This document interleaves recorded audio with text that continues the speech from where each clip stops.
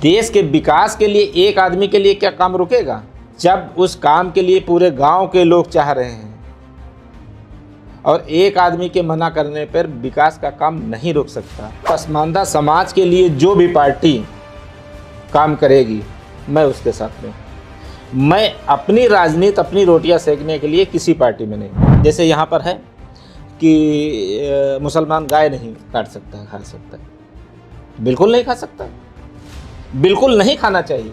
और जो मुसलमान खाता है वो समझ लीजिए कि हुजूर की नाफरमानी करता है। हर साल देखे तो कितने करोड़ पौधे लगाए जाते हैं, लेकिन उसमें एक चीज़ रह जाती है कि पौधा लग तो जाते हैं, पौधों की परवरिश नहीं हो पाती। जो अपने धर्म के प्रति ईमानदार नहीं है वो देश के प्रति ईमानदार नहीं हो सकता। देश विदेश के संबंध जितने अच्छे होते जाएंगे उतना आवागमन बढ़ता जाएगा। हमारे सारे मुस्लिम भाई भारतीय जनता पार्टी को वोट करके देख लें, उसके बाद भी अगर आपका ध्यान नहीं रखा जाता है तब आप मत दीजिएगा वोट। लेकिन अब आप वोट भी नहीं देते हैं, बुराई करते हैं, उसके बाद पूरा सम्मान चाहते हैं, कौन देगा?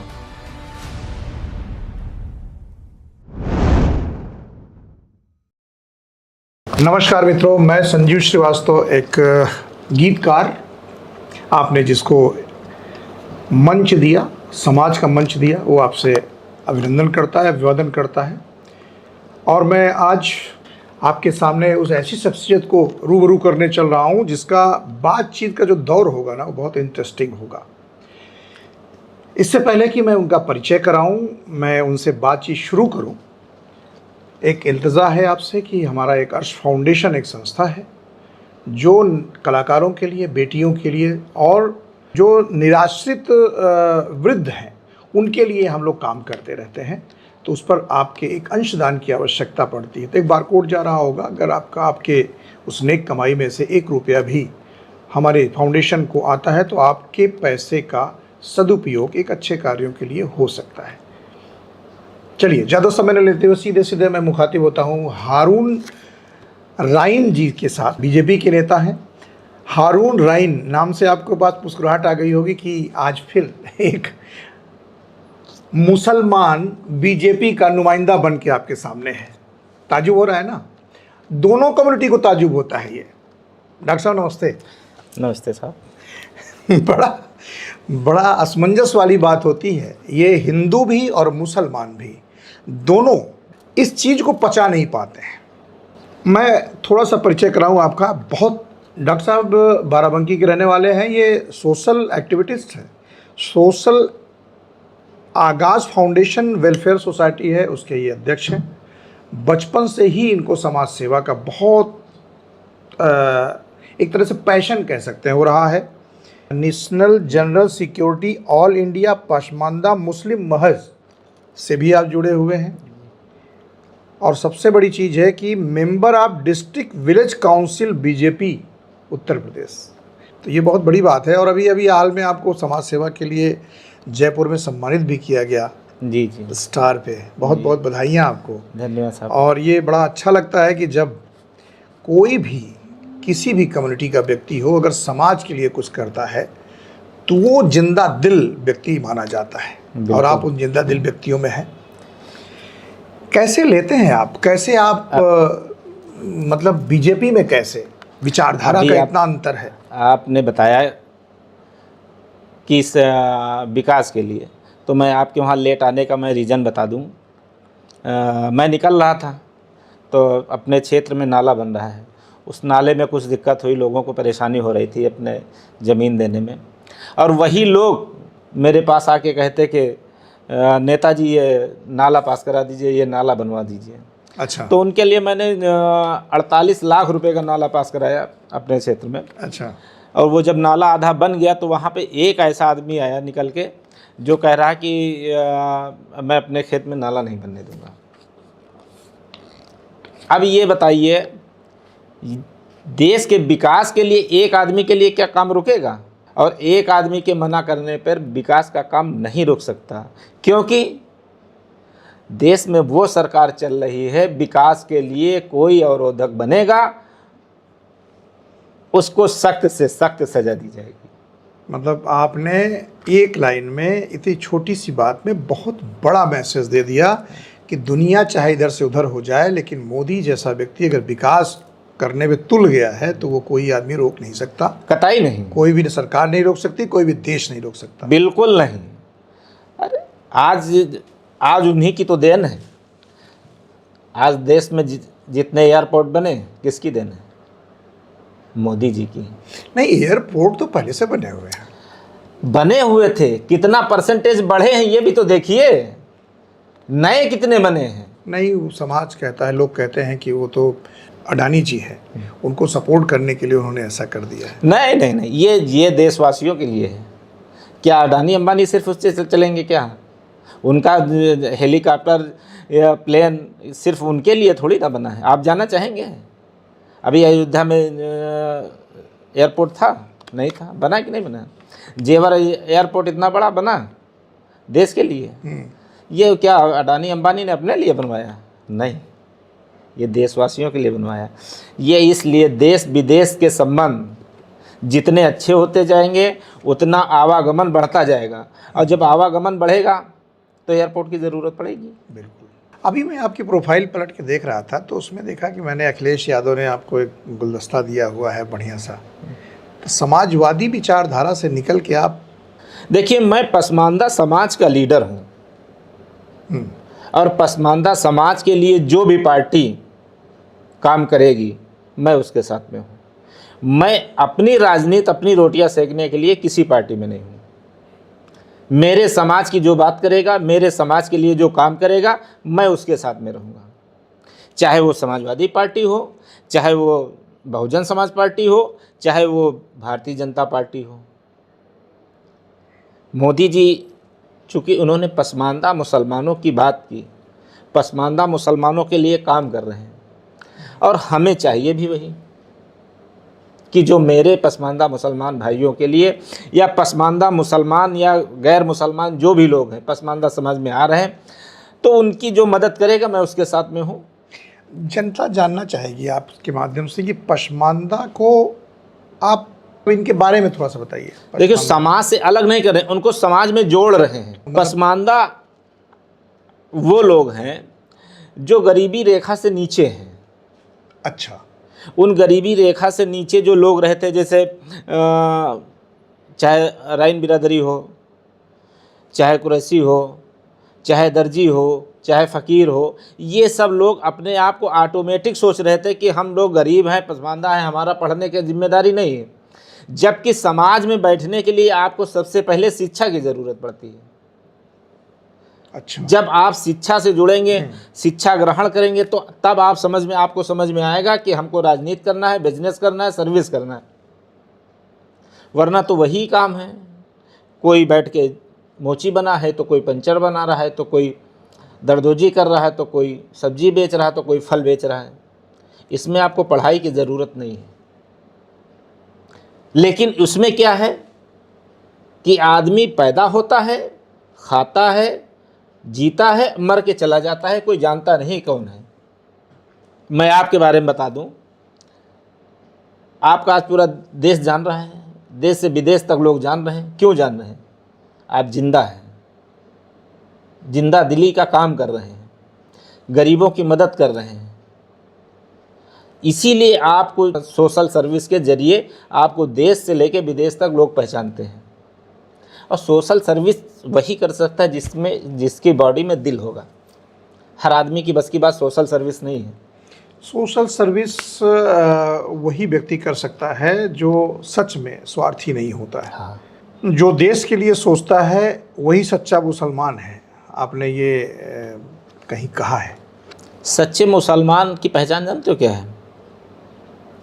जिस देश में वो पैदा हुआ है, अगर उसको उस देश से प्रेम नहीं है तो सच्चा मुसलमान नहीं हो सकता। क्योंकि ये हमारे कहने की बात नहीं है, ये हमारे हुजूर पाक सल्लल्लाहु अलैहि वसल्लम ने फरमा गए हैं, और मैं उनकी कोई बात को झुठला नहीं सकता। मैं अकेला नहीं, देश का मुसलमान, पूरी दुनिया का मुसलमान उनकी बात को झुठला ही नहीं सकता है। और अगर वो झुठला देगा तो वो मुसलमान नहीं हो सकता है। तो जब वो कह के गए कि आप जिस देश में रह रहे हैं उस देश का जो कानून हो, जैसे यहाँ पर है कि मुसलमान गाय नहीं काट सकता है, खा सकता है, बिल्कुल नहीं खा सकता, बिल्कुल नहीं खाना चाहिए। और जो मुसलमान खाता है वो समझ लीजिए कि हुजूर की नाफरमानी करता है। तो नाफरमानी करने वाला हुजूर को वो मुसलमान नहीं हो सकता है। और जिस देश में इसका कानून है कि आप नहीं काट सकते हैं, खाएंगे तो वो हराम है। अच्छा, ये आपके यहाँ कुरान में है? हाँ, जो अभी जिस चीज़ को आपने मना कर दिया, जहाँ जिस देश में सरकार, अभी जिस देश में सरकार नहीं मना कि आप खाइए, आराम से खाइए, कोई बात नहीं, हराम नहीं। लेकिन यहाँ की सरकार ने मना किया है, अगर आप उसको चोरी से काट के खाते हैं तो ये हराम है। जिस चीज़ में चोरी का लफ्ज़ जायज़ है ऑटोमेटिक ही हराम है। देशभक्ति अगर नहीं है तो मुसलमान ही नहीं, वो सच्चा हिंदू भी नहीं है। बिल्कुल बिल्कुल। सबसे पहले राष्ट्र सर्वोपरि। सर्वोपरि। मैं इस बात से सहमत हूँ आपके, लेकिन इस बात से सहमत नहीं हूँ कि सभी लोग आपकी बातों से सहमत होंगे कि जिस देश में गाय, क्योंकि जब आपके यहाँ बकरीद होती है तो वहाँ पे तो कुर्बानी होती है। नहीं, गाय की नहीं होती है। हमारे देश में गाय पर कुर्बानी नहीं है, विदेशों में है जहाँ पर पाबंदी नहीं है वहाँ पे करा सकते हैं। गाय पे कुर्बानी है, लेकिन हम जिस देश में रह रहे हैं यहाँ कानून नहीं है ना, गाय को काटने का कानून नहीं है। तो अगर चोरी से चाहे जो कर ले, हाँ, तो करा ही नहीं सकते हैं, तो कुर्बानी कराना ना कराना बेकार है। अगर आप चाहें कि हम करा दें तो उसको कराना ना कराना बेकार है, चूंकि वो मतलब चोरी वो कबूल नहीं होगी, वो कबूल कोई सवाल ही नहीं होता है। बहुत बड़ी बात है। यहाँ जैसे ऊँट पे मना कर दिया गया कि ऊँट पे अब कुर्बानी नहीं होगी, पहले होती थी। हाँ, ऊँट पे कानून लागू हो गया कि आप ऊँट की, चूँकि जनसंख्या बची नहीं तो ऊँट के कानून के लिए लागू हो गया कि आप ऊँट पे कुर्बानी नहीं कर सकते।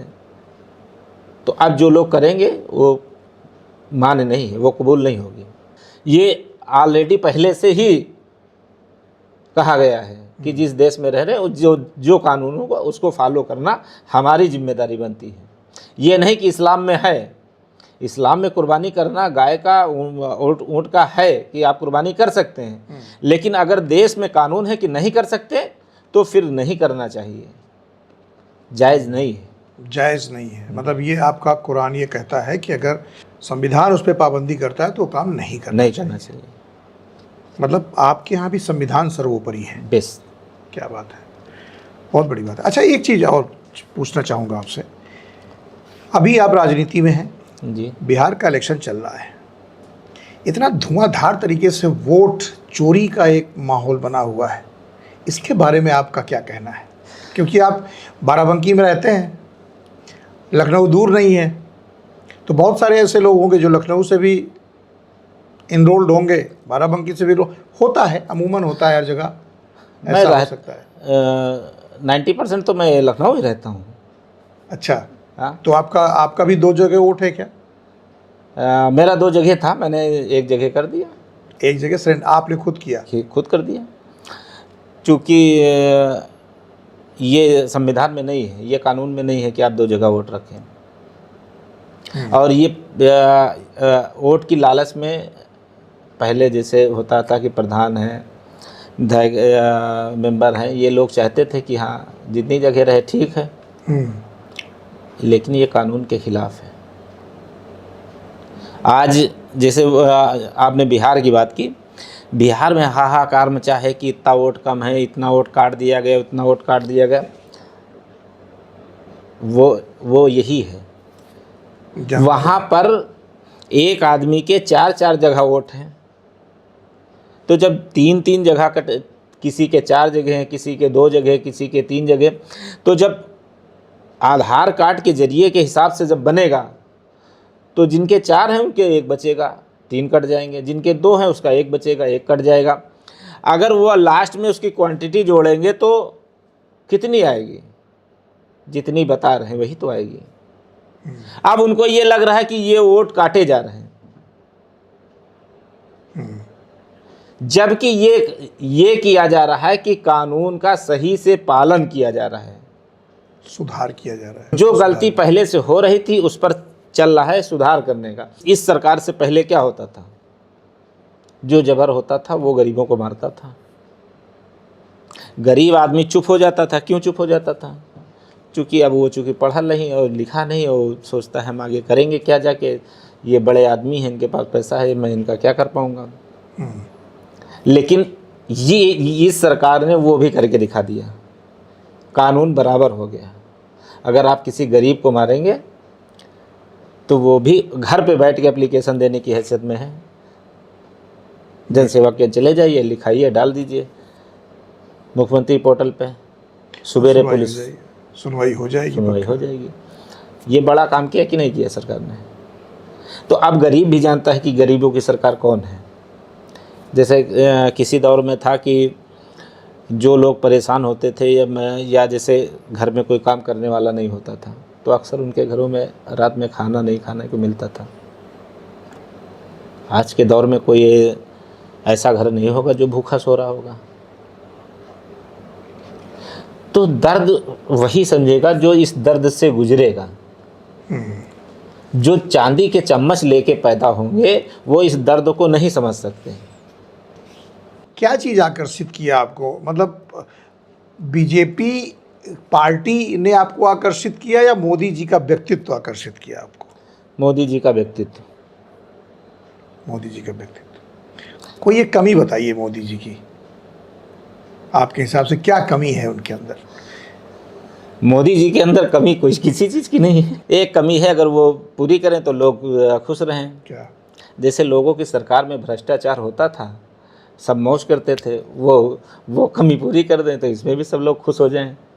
लेकिन इसमें ये कमी नहीं, ये देश को खोखला करने का काम है। ये अगर वो भ्रष्टाचार इसमें भी चालू हो जाएगा तो इसमें फ़र्क क्या रहेगा? जब विपक्ष है तो वो भ्रष्टाचार का आरोप प्रत्यारोप तो करेगा ही करेगा। नहीं, विपक्ष को ये सोचना चाहिए किस बात। जैसे अभी आपने बताया बिहार वाले मुद्दे पे, ये सत्य है क्या? आप बताइए। अगर मैं आपसे पूछ रहा हूँ कि यह सत्य है, अभी ये चिल्ला रहे हैं कि वोट चोरी हो गई, ये चोरी करने की चीज़ है भाई। आप अगर इंटर किए हैं तो इंटर की डिग्री चुराने की कोई हैसियत में है, या इतना नॉलेज आपका चुराने की हैसियत में कोई है? कोई नहीं है ना। कोई कैसे नॉलेज से नहीं ना काम चलेगा, वो तो अधिकार से, वो जो सर्टिफिकेट मिलेगा उससे काम। तो सर्टिफिकेट तो मिलेगा ही जब आपने इंटर किया है। तो इंटर पे वो यही तो डाका डल रहा है कि वहाँ से वोटर लिस्ट से नाम हटा दिया जा रहा है। तो फालतू लोगों का वोटर लिस्ट से नाम हटेगा कि नहीं हटेगा? 4 जगह तो आपकी वोटें हैं तो हटेंगी नहीं। आपका अधिकार है 4 जगह वोट डालने का। कानून है क्या? अगर कानून हो, हटाई जा रही हो तो आप चिल्लाइए। बाराबंकी जिले का विकास आप देख रहे हैं बीजेपी को लेकर, अगर आपको इस बार टिकट मिलता है वहाँ से, आप इस समय अच्छे, मतलब इधर पूर्वांचल में देखा जाए तो आपकी एक अच्छी सी साख बनी हुई है इस पिछड़े वर्ग को लेकर। हो सकता है कि प्रसन्नता हो जाए मोदी जी की या साहस जी की जो आपको यहाँ का। तो सबसे पहले बाराबंकी में क्या विकास करना चाहेंगे आप? देखिए, बाराबंकी में अभी जब से सरकारें ही बहुत सारा विकास हुआ है, लेकिन अगर हमारा इस चीज़ का नंबर आया तो हम सबसे पहले शिक्षा पे सबसे ज़्यादा ध्यान देंगे, और दूसरा हमारा रहेगा मेडिकल कॉलेज पे। मेडिकल कॉलेज तो लखनऊ से 12 किलोमीटर दूर है, इतना भाड़ा पड़ा है एकदम। लेकिन लोगों को यहाँ जगह नहीं मिलती है। वहाँ खुल जाएगा तो वहाँ भी जगह नहीं मिल पाएगी। अरे तो फिर अब जिस हिसाब से संख्या बढ़ेगी उस हिसाब से काम भी तो बढ़ेगा। कि मान लीजिए आप यहाँ स्थापित होते हैं तो हॉस्पिटल के अलावा क्यों ना वेलनेस पे काम किया जाए। बिल्कुल। क्यों ना वातावरण पे काम किया जाए कि लोग बीमार पड़ना कम पड़ जाए। देखिए, उसके लिए भी आप हर साल देखें तो कितने करोड़ पौधे लगाए जाते हैं, लेकिन उसमें एक चीज़ रह जाती है कि पौधा लग तो जाते हैं, पौधों की परवरिश नहीं हो पाती है। सिर्फ उस पर लगाने से छुट्टी नहीं मिलेगी, उसको देख रेख की जिम्मेदारी भी देनी चाहिए। हर साल लगते हैं लेकिन बचते नहीं हैं। बचाना सबसे बड़ा काम है, लगाना काम खाली नहीं है, बचाना भी चाहिए। तो बचाने पे ध्यान नहीं दिया जा रहा है, लगाने पे सिर्फ ध्यान दिया जा रहा है। मेरी सरकार से रिक्वेस्ट है कि लगाने के साथ साथ पेड़ों को बचाने का काम भी कराइए। मतलब ट्री गार्ड वगैरह लगाएं उसमें, या कोई उस पर नियुक्ति चाहते हैं? उस पर नियुक्ति, कोई ट्री गार्ड लगाने से सिर्फ काम नहीं चलेगा, उस पर कुछ लोगों के इतने पेड़ों की नियुक्ति कराइए जो उसकी देख रेख करें। उसकी जिम्मेदारी रहेगी तभी तो कोई देख रेख करेगा। एक जलता हुआ सवाल आपसे पूछना चाहते हैं, मौका मिला तो रिजवी साहब की तरह आप भी सनातन स्वीकार कर सकते हैं? देखिए, रिजवी साहब जो है ये नासमझी का काम किए हैं। जो चाहे जो भी हो, जो अपने धर्म के प्रति ईमानदार नहीं है वो देश के प्रति ईमानदार नहीं हो सकता है। ये सिर्फ सस्ती लोकप्रियता के कारण उन्होंने ऐसा किया। मेरे आपके संबंध अब हैं इतने दिनों से, और बहुत से अपने हिंदू भाइयों से हैं। मैंने कभी नहीं कहा उनसे आप मुस्लिम हो जाइए, उन्होंने कभी नहीं मुझसे कहा कि आप सनातनी हो जाइए या हिंदू धर्म में अपना लीजिए। ये क्या है भाई? मैं जिस धर्म में पैदा हुआ हूँ, उस धर्म में मेरी परवरिश हुई, उस धर्म को मैं मानने वाला हूँ। इसीलिए हमारे हुजूर पाक सल्लल्लाहु अलैहि वसल्लम फरमा गए कि अगर कोई भी दूसरे धर्म का मानने वाला है, आप उसको बुरा नहीं कह सकते। अगर हम आपके धर्म को बुरा कहेंगे तो आप मेरे धर्म को बुरा कहेंगे। इसलिए मेरी जिम्मेदारी, मैं आपके धर्म को बुरा नहीं कहूँगा कभी भी, किसी भी धर्म के लोगों को। और मैं अपना धर्म छोड़ भी नहीं सकता हूँ। लोग कहते हैं कि बीजेपी में आप चले गए। बीजेपी क्या है? पार्टी है ना, धार्मिक पार्टी है, देशवासी पार्टी है, धार्मिक नहीं है। हिंदुओं को बहुत ज़्यादा प्रोटेक्ट करती है। नहीं, क्यों नहीं? मुसलमानों के शहनाज हुसैन को कितने दिनों से रखे हैं? इक्के दुक्के लोग हैं। अरे जाओगे तभी तो रखेंगे, अब जब जाएंगे नहीं तो क्यों रखेंगे बताइए? अच्छा, मैं आया हूँ उसमें, अगर इनको इंटरेस्ट नहीं होता तो हमसे कहते क्यों आ रहे हैं? पसमानदा का वोट चाहिए उनको, तो इसलिए आपको उन्होंने तो पसमानदा का वोट चाहिए, तो पसमानदा के लिए कर भी तो रहे हैं। ये लोग जो अदर पार्टी वाले हैं, बहकाने का काम कर रहे हैं। अच्छा, आप जैसे लोग कहते हैं समाजवादी मुसलमानों की पार्टी है। मैं, अगर मेरी कभी डिबेट होगी तो मैं पूछ लूँगा, सीधे ही पूछ लूँगा, कैसे है बताइए आप हमें। क्या एक बार भी उन्होंने मुसलमानों को प्रदेश अध्यक्ष बना दिया? क्या उन्होंने कभी भी मुसलमानों को उप मुख्यमंत्री बनाने का काम किया? किस बात की आप बता रहे हैं कि मुसलमानों की पार्टी है? लेकिन बैरिस्टर साहब तो कहते हैं कि अगर हमारे साथ सारे मुसलमान आ जाएं तो मैं यहाँ पर रंगत बदल दूंगा पूरा।